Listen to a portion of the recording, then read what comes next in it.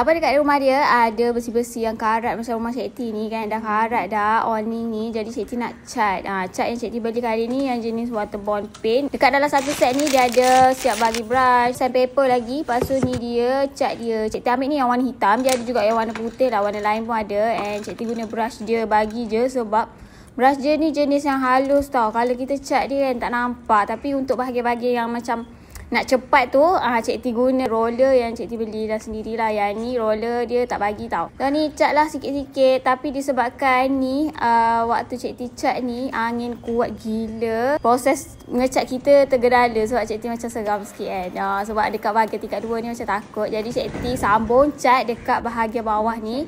Lupa hari tu masa Cik T cat pagar, Cik T lupa nak cat pintu ni sekali. Jadi kali ni Cik T gunalah cat ni yang jenis senang basuh tau. Sebab dia jenis water base kan. Jadi sebelum kering tu korang boleh basuh. Finishing dia matte and dia sangat cepat kering and tak ada bau. So korang kalau nak beli cat ni tekan je beg keneng.